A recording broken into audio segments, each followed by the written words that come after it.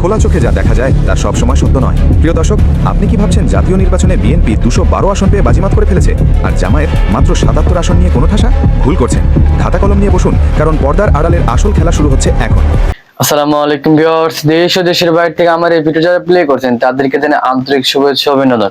গত 12ই ফেব্রুয়ারি বিএনপি এবং জামায়াতের নির্বাচন হওয়ার পরে এমন চাঞ্চল্য একটা ঘটনা ঘটে যাবে যা বিশ্বের রাজনীতিতে কেউ কখনো আলোচনায় তোলেনি এবং কেউ কখনো বিশ্বাসই করেনি। 2026 সালের ফেব্রুয়ারিতে মাসে এমন একটা ঘটনা ঘটবে, ভূমিকম্প এবং ভূমিধস হতে যাচ্ছে বিএনপি এবং জামাতের দলের ভেতর। তো ভিউয়ার্স, কথা না বাড়িয়ে যাবো স্ক্রিনে, তার আগে ছোট্ট একটা রিকোয়েস্ট, আমার চ্যানেল যারা নতুন অবশ্যই চ্যানেলটা সাবস্ক্রাইব করে পাশে থাকেন। তো ভিউয়ার্স, কথা না বাড়িয়ে চলুন যাই স্ক্রিনে। খোলা চোখে যা দেখা যায় তা সবসময় সত্য নয়। প্রিয় দর্শক, আপনি কি ভাবছেন জাতীয় নির্বাচনে বিএনপি 212 আসন পেয়ে বাজিমাত করে ফেলেছে আর জামায়াত মাত্র 77 আসন নিয়ে কোনো ঠাসা? ভুল করছেন। খাতা কলম নিয়ে বসুন, কারণ পর্দার আড়ালের আসল খেলা শুরু হচ্ছে এখন। সংসদের উচ্চকক্ষে জামায়াতের জন্য বরাদ্দ আছে এমন চাঞ্চল্যকর কিছু, যার কারণে ইতিমধ্যেই কাঁপছে বিএনপির সিংহাসন। প্রিয় দর্শক, বাংলাদেশের রাজনীতিতে ভূমিকম্প হতে যাচ্ছে। যে উচ্চকক্ষ বা আপার হাউসের কথা এতদিন কেউ গুরুত্ব দেয়নি, সেই উচ্চকক্ষেই হতে যাচ্ছে জামায়াতের ঐতিহাসিক বাজিমাত। বিএনপি চাইলেই কি এখন যা খুশি তাই করতে পারবে? উত্তর হচ্ছে না। কিন্তু কেন? কিভাবে মাত্র 2.7% ভোটের ব্যবধান পাল্টে দিচ্ছে পুরো দেশের ভাগ্য? জানতে হলে ভিডিওটি শেষ পর্যন্ত দেখুন, কারণ আজ আমরা উন্মোচন করব সেই গোপন গাণিতিক সমীকরণ যা দিল্লির দাদাদের কপালে ভাঁজ ফেলে দিয়েছে। বন্ধুরা, সংখ্যাতত্ত্বের গভীরে গেলে আপনার মাথা ঘুরে যাবে। নিম্নকক্ষে বিএনপি জোট পেয়েছে 212টি আসন আর জামায়াত জোট মাত্র 77টি। আপাত দৃষ্টিতে মনে হচ্ছে বিশাল ব্যবধান, কিন্তু আসল সত্যটা হলো ভোটের শতাংশ। বিএনপি জোট পেয়েছে 46.6% ভোট আর জামায়াত জোট পেয়েছে 43.9%। পার্থক্যটা কত? মাত্র 2.7%। অথচ দেখুন, ব্রিটিশ আমলের সেই পুরনো ফার্স্ট পাস্ট দ্য পোস্ট পদ্ধতির কারণে এই সামান্য ভোটের ব্যবধানে জামায়াতের অন্তত 100টি আসন কেড়ে নেওয়া হয়েছে। এটাকে কি আপনি ইনসাফ বলবেন? 44% মানুষের প্রতিনিধি মাত্র 77 জন। এটা আসলে জনগণের কণ্ঠস্বরকে চেপে ধরার একটা কৌশলী পদ্ধতি, কিন্তু আল্লাহর ইচ্ছা অন্যরকম ছিল। গণভোটে হ্যাঁ জয়ী হওয়ার মাধ্যমে এখন বাংলাদেশের সংসদে গঠিত হচ্ছে উচ্চকক্ষ, আর সেখানেই লুকিয়ে আছে জামায়াতের আসল শক্তি। এবার শুনুন সেই ধামাকা খবর। উচ্চকক্ষ গঠিত হবে সমানুপাতিক প্রতিনিধিত্ব বা পিআর পদ্ধতিতে। এর মানে হলো কোনো ভোট ড্রেনে যাবে না। আপনি যত শতাংশ ভোট পাবেন, সংসদে তত শতাংশ আসন আপনার। অঙ্কটা মেলান।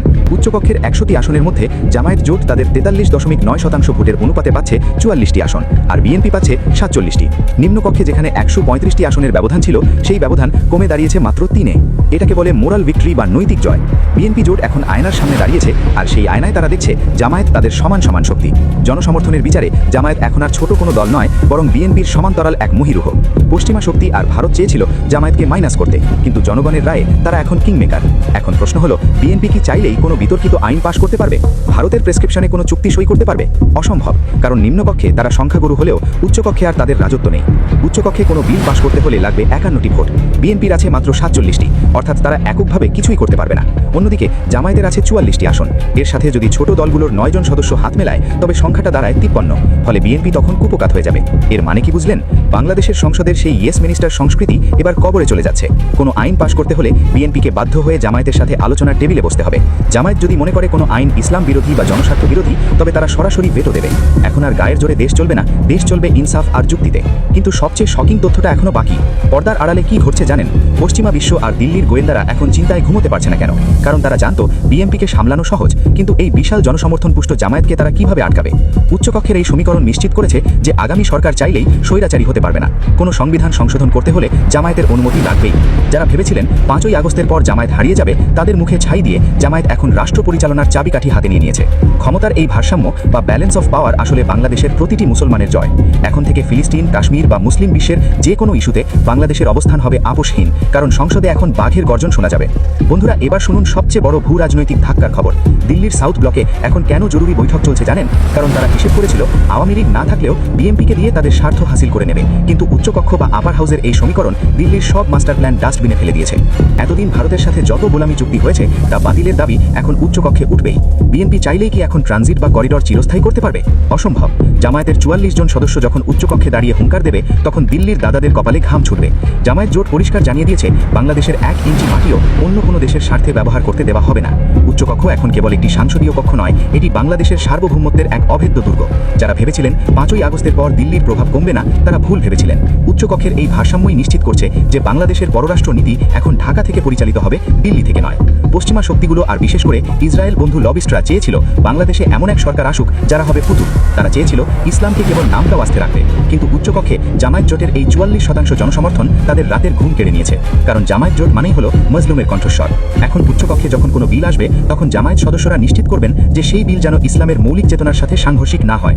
হিজাব বিতর্ক হোক বা সিলেবাস থেকে দিনী শিক্ষা বাদ দেওয়ার ষড়যন্ত্র, সবকিছুর সামনে এখন উচ্চকক্ষের এই 44 জন পাহাড়ের মতো দাঁড়িয়ে থাকবে। ইউরোপ আমেরিকান দেশগুলো যারা জনতন্ত্রের সবক দেয় তারা এখন দেখুক প্রকৃত পিয়ার বা সমানুপাতিক পদ্ধতিতে কিভাবে গণমানুষের আকিদা জয়ী হয়। ইসরায়েলের আগ্রাসনের বিরুদ্ধে বা মুসলিম বিশ্বের যে কোনো সংকটে বাংলাদেশ এখন আর নীরব দর্শক হয়ে থাকবে না। উচ্চকক্ষ হবে সেই প্ল্যাটফর্ম যেখান থেকে উম্মার পক্ষে বজ্রকণ্ঠে আওয়াজ তোলা হবে। তবে রাজনীতির সবচেয়ে রোমাঞ্চকর মোড় হলো সেই 9 জন স্বাধীনন্ত্র এবং ছোট দলের সদস্য। এদের হাতেই এখন বাংলাদেশের ভাগ্য।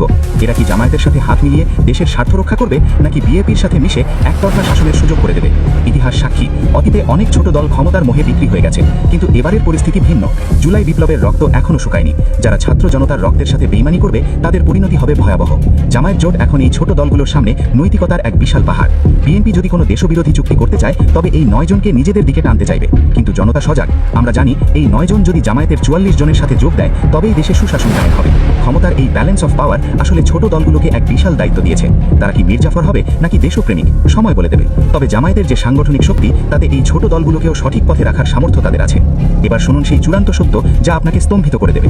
পর্দার আড়ালে এক বিশাল গ্র্যান্ড ডিজাইন চলছে। গুজব শোনা যাচ্ছে আন্তর্জাতিক কিছু শক্তি উচ্চকক্ষ বাতিলের ষড়যন্ত্র করছে, কারণ তারা জানে উচ্চকক্ষ মানেই জামায়াতের নিয়ন্ত্রণ, উচ্চকক্ষ মানেই বিএনপির লাগামহীন ক্ষমতা। কিন্তু তারা ভুলে গেছে এই উচ্চকক্ষ কোনো নেতার দানে হয়নি, এটি এসেছে গণভোটের মাধ্যমে। যারা সংবিধান নিয়ে খেলা করতে চায়, যারা জামায়াতের এই 44% জনসমর্থনকে অস্বীকার করতে চায়, তাদের উদ্দেশ্যে বলছি, আগুন নিয়ে খেলবেন না। উচ্চকক্ষের এই ফলাফল কেবল জামায়াতের জয় নয়, এটি বাংলাদেশের প্রতিটি বঞ্চিত মানুষের জয়। আজ জামায়াত যদি উচ্চকক্ষে বাজিমাত করে তবে তার অর্থ হলো আগামী বাংলাদেশ হবে তাওহিদি জনতার বাংলাদেশ। সংখ্যাতত্ত্বের খেলায় হয়তো বিএনপি এগিয়ে, কিন্তু হকের লড়াইয়ে জামায়াত আজ অজেয়। মনে রাখবেন, সংখ্যা দিয়ে হয়তো সাময়িকভাবে কাউকে নিচে রাখা যায়, কিন্তু সত্যকে চেপে রাখা যায় না। 44% মানুষের স্বপ্ন এখন উচ্চকক্ষের 44 জন প্রতিনিধির কাঁধে। আগামী বাংলাদেশ হবে ইনসাফের বাংলাদেশ, যেখানে কোনো বিদেশি শক্তির দালালি চলবে না। আপনার কি মনে হয়, উচ্চকক্ষে জামায়াতের এই শক্ত অবস্থান কি দেশের সার্বভৌমত্ব? তো ভিউয়ার্স, এই বিষয়ে মন্তব্যটি অবশ্যই আপনার কমেন্ট বক্সে জানা যাবেন। আর পরবর্তী ভিডিও পাওয়ার জন্য অবশ্যই আমার চ্যানেল সাবস্ক্রাইব করে পাশে থাকবেন। ভিউয়ার্স, আজকের মতন এই পর্যন্ত। আল্লাহ হাফেজ।